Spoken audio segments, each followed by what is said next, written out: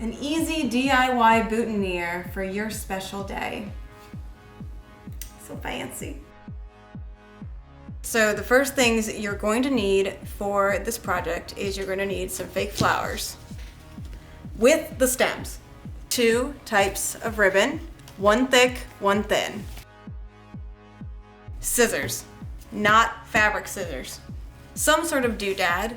In this case, we're going to use a raven's feather, hot glue gun with sticks, some type of floral tape. Step 1, you need your cat. Perfect. Would you say this is a beginner craft? This is absolutely a beginner craft. There's no real sewing involved. There's none, actually.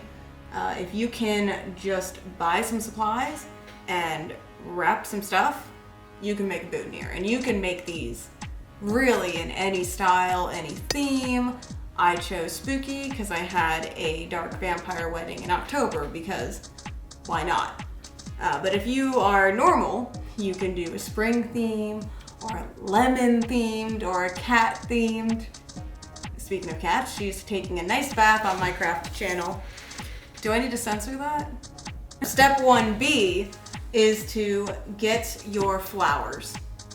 So your flowers are going to be acting as your base.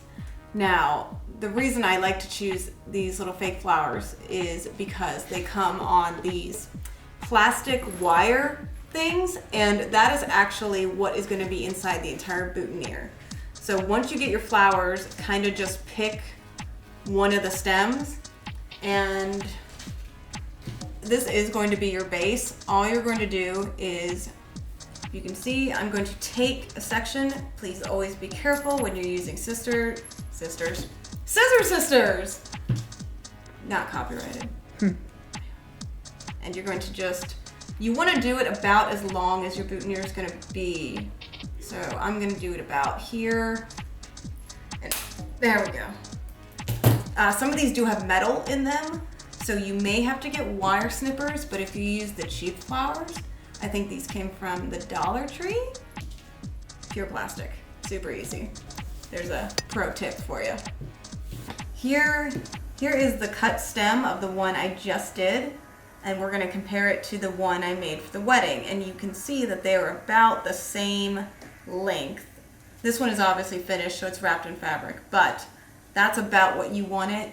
Any longer and you're going to run into issues of it not sitting right on the chest. So, because it should go on your lapel. Okay, so as you can see, this one already has some green leaves on it. I'm not a big fan of these green leaves, so I'm going to, once you cut it, leaves on these slide right off. F off. So what I'm gonna do is, I already put these on this stem just for the sake of this tutorial, but what I did was I took the leaves off of a different set of flowers, pop those right off, and you can slide them right on. Makes it really simple and ready to go. Now I want a little bit thicker, so I'm going to actually, and this is kind of a tricky step, so I'm gonna be slow about it. Okay, so these are black flowers, so apologies if you can't see it that well, but sucks for you. Either way. So what I did was I slid this black leaf up there, but I'm actually gonna take that off. That's the best part about these being interchangeable. So what I'm gonna do with this black flower leaf is they all come with this plastic little thing on it. So I'm actually gonna just rip that off. All you have to do is just pull it and it'll be done. And then you just have this piece of fabric leaf. So you're gonna stick that right where that last leaf was. And then you're gonna take the one that still has the plastic and you're gonna slide that on. That way it holds it up. And I like it because you get double the leaf. And look at that, it's already starting to look pretty. That's the shittiest clap ever. After you've put on the leaves, if you feel like your flower is a little bit too bulky down here, you can just pop off that little plastic piece, because it's really not necessary because we're going to be wrapping it in a bunch of stuff anyway. So I'm actually going to do that now. And there we go. But that's only if you feel like you need to do it. It's not a necessary step. So after you have your flower and your leaves all situated, again, this is all preference to your taste, but I think the leaves add kind of a nice transitional color, if you will, between Something extra. a little something. God. So the next thing you're gonna want to do is get whatever little doodad you want to add to it. I'm gonna call it a doodad because I don't have an actual word for it. So in this case, we are going to use the same thing that I used on this one, which was a raven's feather. Again, Spooktober all year round, because why not? I don't tell you how to live your life, don't tell me. So you have your raven's feather, you may have to cut it.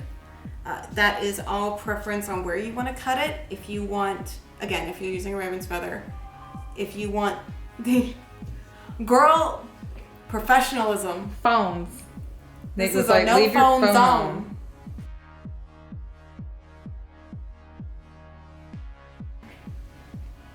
So preference on cutting, if you want all these little, I don't know what you call these, like fuzzy bits of the feather, you're gonna wanna cut like here. If you don't want this whole stem part, you're gonna cut obviously past it, but know that you're gonna be working with more of a thick area. So personally, I'm going to, let's see how I wanna do it. I'm gonna cut it probably around here, and I wanna try and cut it maybe at an angle so it doesn't look so blunt. So, but again, that's preference. You can cut it down there. Or these are kind of a pain to cut sometimes, so sometimes you gotta just get in there. Just be careful you don't slice your finger off. If you do, I'm not liable. Because these are feathers, you can kind of make them look a little jagged, and it's not a huge deal.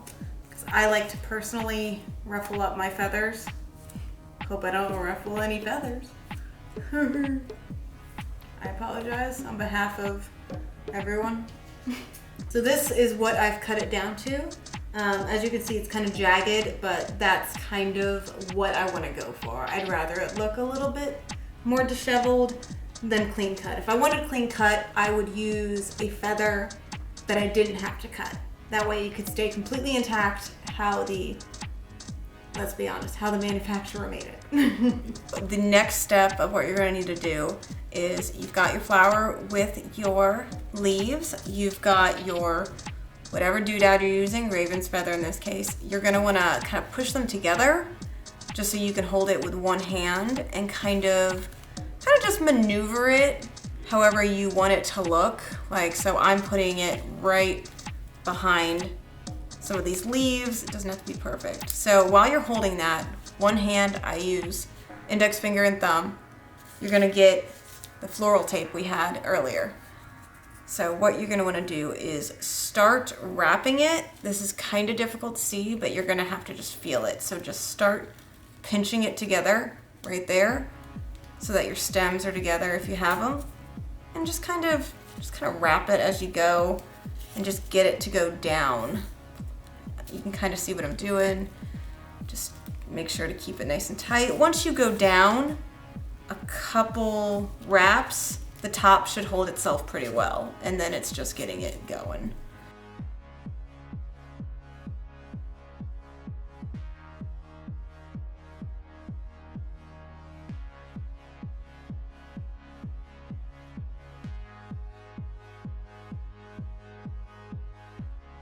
So after you get to the bottom of your boutonniere, just work your way back up to the top where you were.